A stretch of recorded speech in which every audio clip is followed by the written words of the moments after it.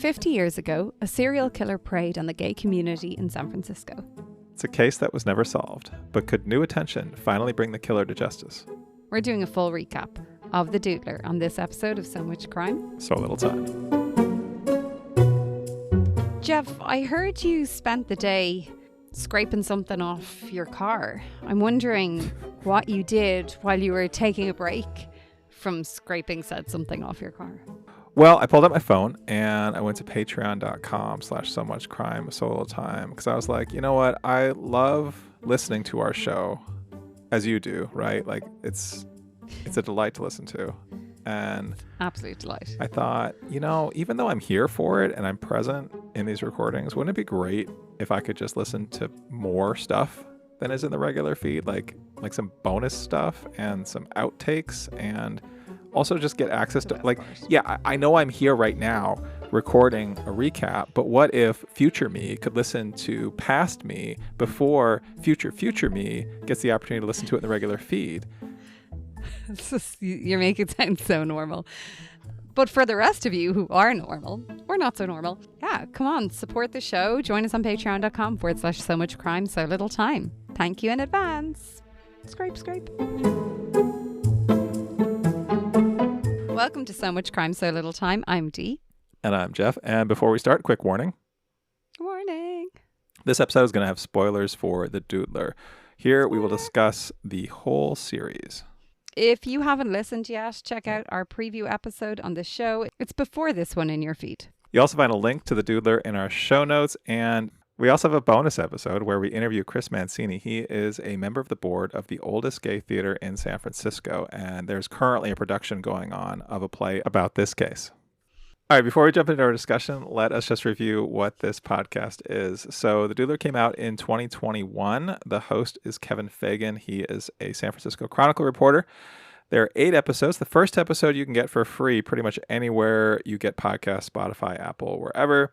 The other 7 episodes, though, are behind a paywall of sorts. You have to subscribe to The Binge, which costs $4.99 a month. There's a bunch of true crime podcasts there if you do subscribe. Just know that you only get the first episode for free. Each episode is about 20 to 30 minutes long. And yeah, Dee, what was the first episode that we talked about in our preview all about? So from the first episode, what we hear is that in 1974, a man calls the police to report a body on Ocean Beach in San Francisco. The victim, Gerald Kavanagh, was found stabbed 17 times. We learn about a serial killer who met men in bars. He'd draw them, hence the name The Doodler. Then they'd end up murdered. This was at the same time as the Zodiac killer and other seemingly random killers. And this case was buried in the news. 50 years later, investigator Dan Cunningham is trying to solve this very cold case. All right, Jeff, let's jump into our review. Tell me, where would you like to begin? I guess I'd like to begin just kind of running down the victims that we hear about, because I feel like this podcast, one things that we've talked about in the past, one things that I liked here was that I feel like Kevin Fagan made a good point of really drawing attention to who these people were, talking about their families, talking about their lives as much as we knew, and there's some that we didn't know a lot about. But so, yeah, we heard about Gerald Kavanagh, the first known victim, in the first episode, but then we heard about Jay Stevens, who was a drag queen from the Bay Area. We heard about Klaus Christman, Frederick Kappen, Harold Goldberg, and then there was possibly one other known victim, Warren Andrews. And I appreciate all the time that we spent on hearing about those all those victims, but there also apparently were quite a few possible other victims that are just unconfirmed, or it's not sure if they're connected to the Doodler case. But how did you feel about this this podcast in terms of being sort of victim focused? Yeah, I felt like there was a lot of respect by Kevin Fagan towards the victims, even like something small about noting these little details. I feel like he could have moved the story a bit faster, but he kind of sat on each victim and gave these small details. So in episode 2, when we're hearing about Joseph J. Stevens, also referred to as Jay throughout the podcast, the note of Jay's father not accepting him, but then when he came to see his show and his father giving him the corsage as kind of a way to say that he did accept him for him.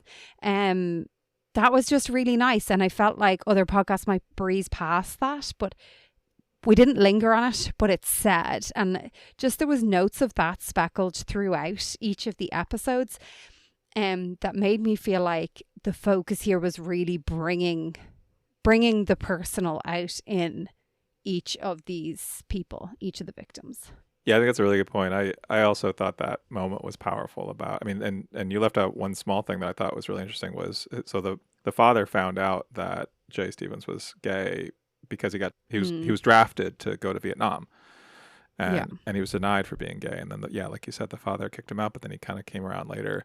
Yeah, I thought that was, and then also, I mean, the other thing that you alluded to there was we heard from his sister, Melissa, and we heard from quite a few family members, including like nieces or nephews or like, that I thought was great. I mean, one of the things I think that's hard about a story that's 50 years old is there aren't that many people around to talk about it, but we heard from a lot of people. Yeah, and the other thing that I think is related to that, but is a little different, is in that second episode, going back to the one about Jay Stevens, we got a lot of context of what it was like to be gay in San Francisco in the 70s. And that I thought really helped just paint a more full picture. Like specifically the thing that I noted that just stood out to me was some of the laws that were around. Like, for example, you needed to have on at all times 3 articles of gender appropriate clothing. I mean, it feels like the lawmakers had too much fucking time on their hands if that's what they're worried about. Yeah. And the other ones were you can't be holding hands with someone of the same gender, which I feel like is not only homophobic, but is also like culturally insensitive. Like there's some cultures where people just hold hands. And anyway, if you're a woman and you're wearing jeans, you have a crew cut, and you're wearing a leather jacket, you could be charged with cross-dressing. Sorry, I shouldn't laugh because it's ridiculous. Like and then I think the other thing is this was brought up several times on the podcast, but I think it's maybe hard to appreciate as much now of how the consequence for this isn't just being arrested, but it's having your name published. It's having this be out there where you could lose not just your friends and family could alienate you, but you could lose your job. Like you could lose. And this is what was alluded in episode 5 with the actor and the diplomat. So we're hearing about like a very famous actor. It's speculated who it might be, and also a diplomat. And we were trying to hunt down like what country it was from. Turns out they're thinking Sweden. But that aspect was really interesting. Obviously, kind of even from like the actor from more of like a pop culture reference that is being brought in there. But how even someone who was prominent then, like their career would be wiped if this came out. And actually, total tangent. Are you ready for a random tangent? Do you know who Boyzone are? Is that an Irish band? I think we discussed them a few times before. Yes. But anyway, Boyzone were an Irish band that I grew up loving. It was like my first ever concert was a Boyzone concert. How old were you when you saw this? Maybe 11 or 12. Okay. So they were a boy band, but one of the singers was Stephen Gately, and he was gay, but he basically, the press like messaged him at whatever time in 1999. The press messaged him and said, if you don't, like, we're going to release this, and if you don't come out, we will out you. And he had to come out, and he was the first apparently openly gay singer from a boy band in the UK and in Ireland in 99. And I remember hearing at the time a new documentary has just come out on Boyzone, but the fear that he had that he would lose everything that he had built, like his career, because of this. And so it was just something I heard about recently. Obviously in this case we're back in the 70s. I don't know, which is better. Like I just thought it was an interesting addition to the podcast. It's obviously very important to tell it, but it was just interesting in comparison to like our war heroes. You're kind of other like normal Joe Soaps, and then you've got like the actor and then the diplomat who's basically afraid he's going to lose his job if like his country find out. Like I can't even imagine living like that. Well, and I think it's good to bring up that case from 1999 because I think that stuff, I mean, it's still happening now to a lesser extent, I think, but that sort of fear. Well, it's coming back into the ether now as well. It is for sure. But anyway, to zoom back out to that point of, I think, like, getting to hear about these, and we talked about this in the preview episode about how we heard Dan Cunningham, the detective, talk about the kind of humanize that first victim, Kavanaugh, and how, these are guys just trying to live their lives, trying to go about their lives as who they were, but they had to hide this part of themselves. And the risks were so high. So high, yeah. I wanted to ask you, what did you think about these two black detectives, Sanders and Guilford? This was like something, like this episode, I know we said like every episode was like very visual in a way, like you could really see the story playing out.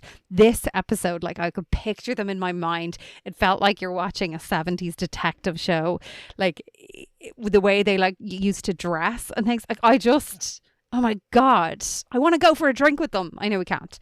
Yeah. But I would really like to. These guys who, in a not very diverse police department in San Francisco in the 70s. The old Irish Boys Club. The old Irish Boys. I was wondering if you were going to pick up on that. That was just kind of course I was. I was like, what? Yeah. But these guys who just took on the toughest of tough cases and rose to the ranks. And these are great stories about these guys who, faced all kinds of adversity. I mean, the one wasn't allowed to drive a car? Yeah, because it would increase the insurance. Yeah. No, I But what I loved as well about hearing about them is like they were getting in there, like they were in the communities. So there was more trust built than, the old Irish lads coming in from outside. And they like let go of all the misdemeanors or the small things, and they were just very focused on listening to everything and figuring out what they thought was relevant and what wasn't. Yeah. Pity they didn't write stuff down though. Yeah, well, but that episode, I think, I don't know if it was that episode or the one after that got into just why it took so long for the police to discover that these cases were connected, because you had different detectives working on different cases. There was no computer system to centralize all these things. Like, something's on somebody's desk, something's on another person's desk. Everything is on paper if it's written out at all.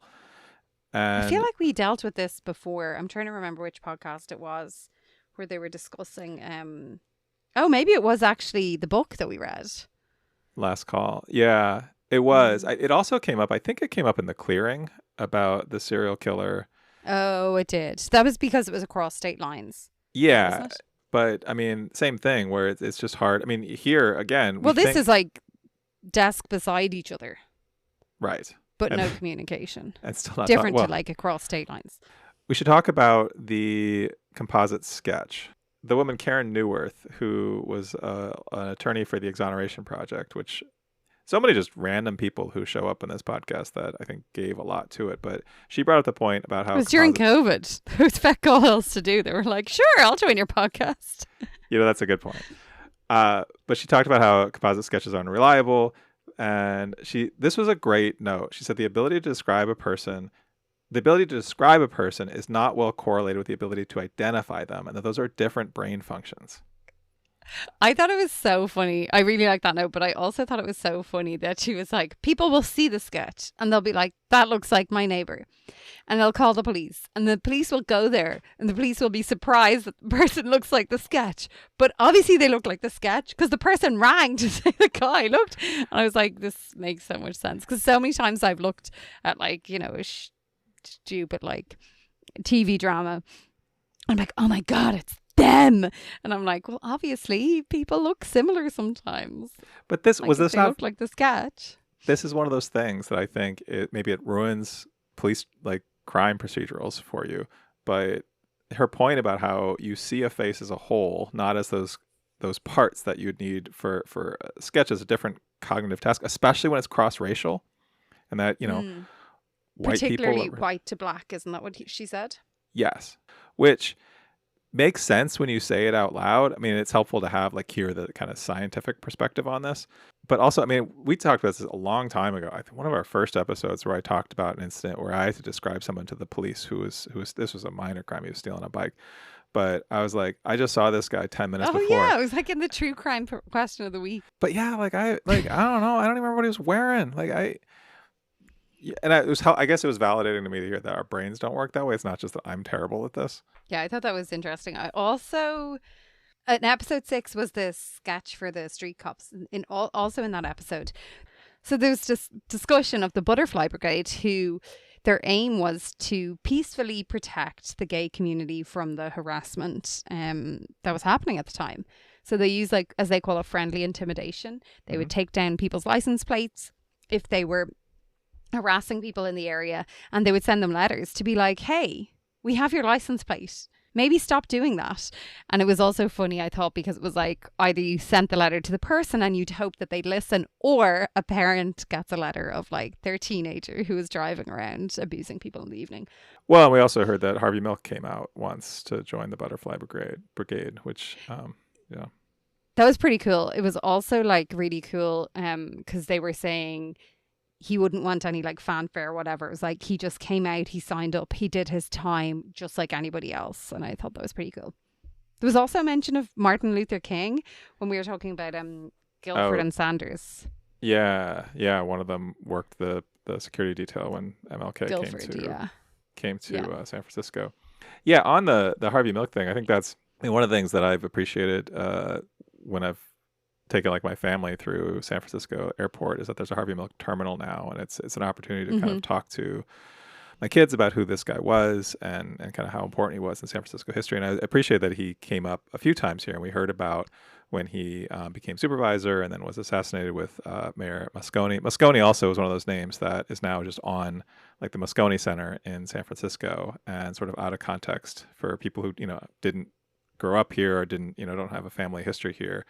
I thought it was helpful this podcast gave that picture of like what was happening. So Harvey Milk and Moscone, who was the mayor at the time, Milk was a supervisor, were assassinated in 1978. So in the midst of all this going on, but Milk was a pretty historic figure. I mean, an openly gay man elected as a city supervisor. But I think it also, I mean, that, I don't know, that was one of those things that just all these details that were included to help paint that fuller picture were great. And like such a short podcast. Pretty short. Yeah, this was only maybe 3 to 4 hours total content. What did you think about the Dr. Priest story? Oh my God. I enjoyed so much how like we're talking about Dr. Priest for like a full episode, and then it's like, oh, priest. Not priest. Yeah. Preece, not priest. Yeah. I thought that was funny. Yeah, I thought that was interesting. Kind of a weird situation where the secretary's ringing up, and then I don't know, like it seemed like baffling. I wish we were able to find out more. So this is one of the things that I liked about the podcast structure here, where we heard in episode 6 about Dr. Priest, who basically reported that he had a patient who confessed who he thought was the killer. And then, or like, did the secretary call first? One of them, they called separately. I think the secretary called first. Okay. And then, or didn't someone call anonymously and then the secretary called? Then the therapists themselves called. Maybe it was the secretary calling anonymously and then she didn't get enough. Oh, 100%. Yeah. Traction. Anyway. But I had the question. I actually wrote down in my notes at the time, like, do psychiatrists report stuff like this? And I went and I looked it up. And then in the next episode, they came back and actually explained that it's kind of a weird gray area for therapists, for psychiatrists, psychologists of if they do report it if they think there is the chance that you're going to continue to commit crimes. If other people, including the patient, are in danger of harm, they will report it. But it's also one of those things that the law varies from state to state. There's some states where you have to, some states where you can't, depending on the situation, which great. Love that things are super complicated like that. But yeah, did you know that about any of this? No, I didn't. It's an interesting note because with someone knowing that, why would they say anything to their therapist? Yeah, I mean, you got to wonder about like what was that conversation like? What did you think about the end? Where he rings up Jay's sister and he's like, we didn't actually find much. Like, we didn't find what you wanted us to. I feel like our host, Kevin Fagan, worked really hard to end on a positive note, despite the fact that they didn't solve the crime. Well, I mean, the last episode is called Rays of Hope. Like, that's really trying to end on something positive. But it does seem like, it kind of feels like we know who did it. Like, the police know who did it. They just can't quite connect all the dots. And it's this guy who's still alive, living in the East Bay. They just don't have a DNA match, even though they've got his DNA. They're still trying to connect it. It's like it's too thin to maybe bring charges, which I feel like we've heard about in other cases where like the police seem to really know. I loved the mate, like the friend that he called up. I'm trying to remember his name. Mike Taylor. Was he the one that was like, you have nothing? He's like, how much do we have? Blah, blah, blah. And he's like, yeah, you got nothing. I think that was Mike Taylor. I just thought that was very funny. Like him just being like, so how much do you think we have? And like, what are our chances? He's got nothing. You've got nothing. Mike Taylor was also the one who, when they got on the phone with Dan Cunningham, was like, it was like they were doing like a good cop, bad cop thing where Kevin Fagan was like the nice, goofy guy. And Mike Taylor was like, all right, here's what I want to find out. Was this diplomat from a Nordic country? Did he have so funny brown hair? Did just really grilling the cop about it. They kind of played off each other pretty well, which is good.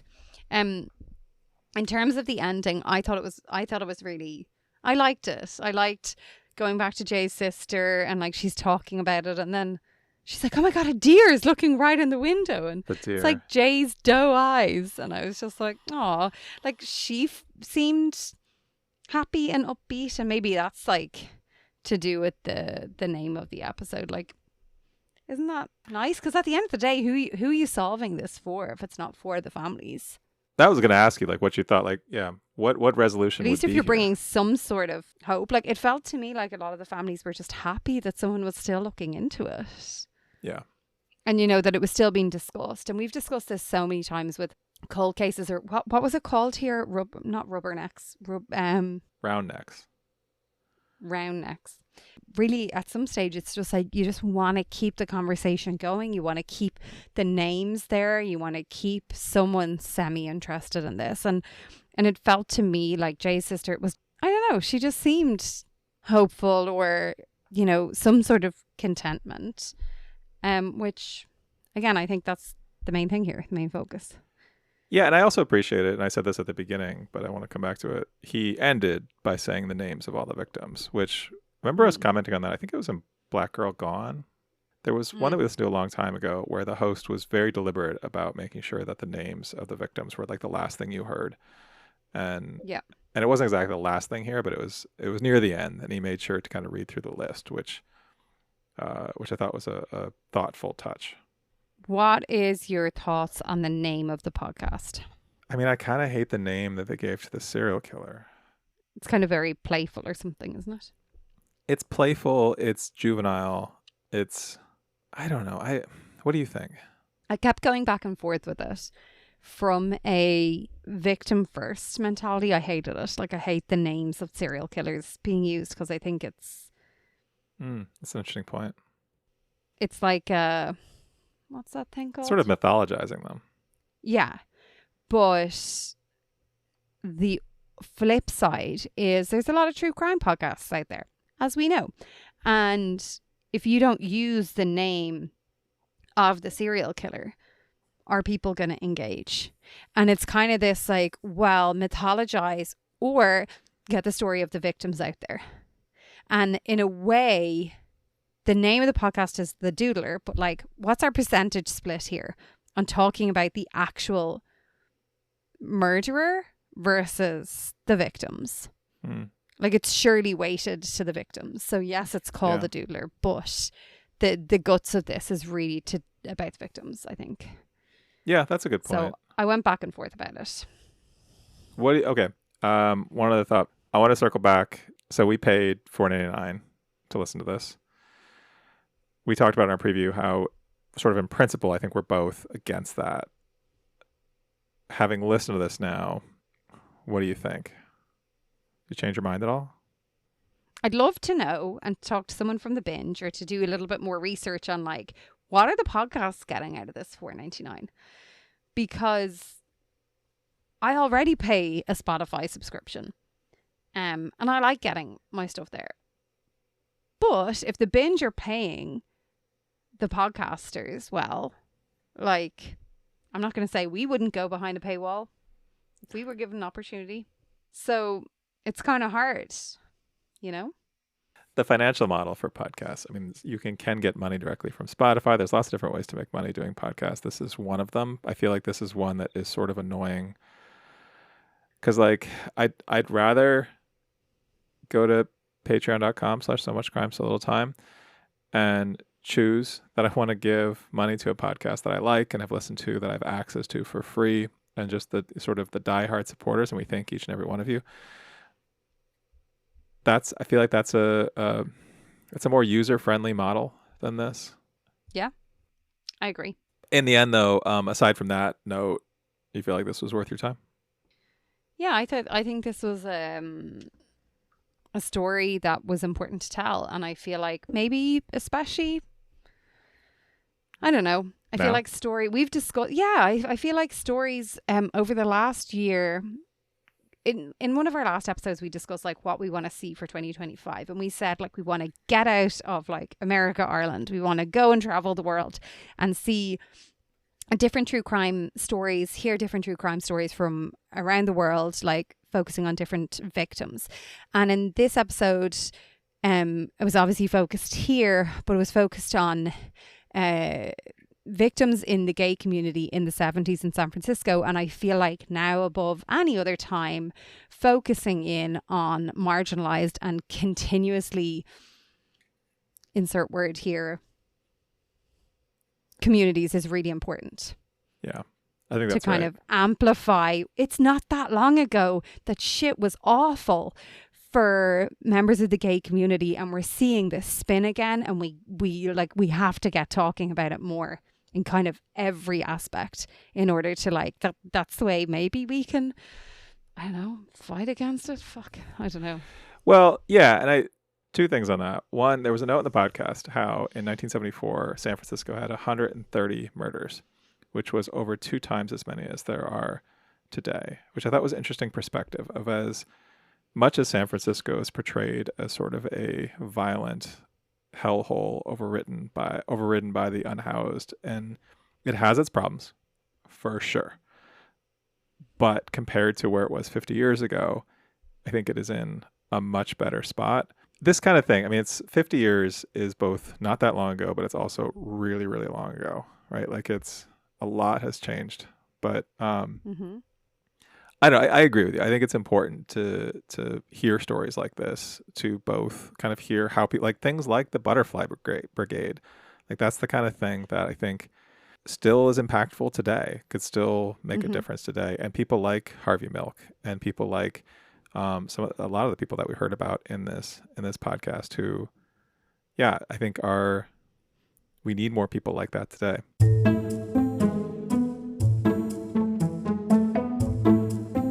Before we go, if you enjoyed hearing this discussion, please leave a comment. If you didn't enjoy hearing this discussion, if you are neutral on this discussion, if you are leave tepid, a comment. Tell us why.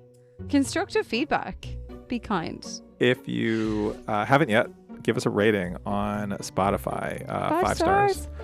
Apple, wherever you listen to podcasts. We really appreciate it. And after that, or while you're doing that, as you're leaving that rating and that comment, just look up from your phone, and the first person you see, tell them.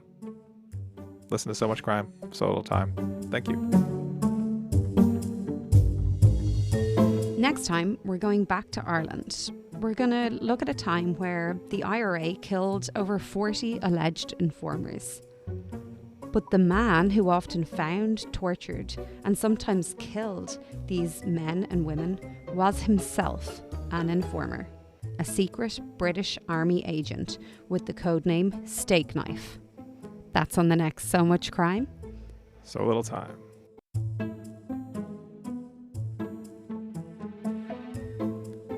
So Much Crime, So Little Time is a production of Mind Glove Media. The executive producer is Paxton Calariso. Our associate producer is Blythe Ty. Our theme music was composed by Vyacheslav Starostin. If you haven't done it yet, please subscribe to this show on your podcast app. And don't forget to give us a 5-star rating and a review. Even better, tell your friends. To join the discussion, look for us on social media. Check out the show notes for all the links. Thanks for listening.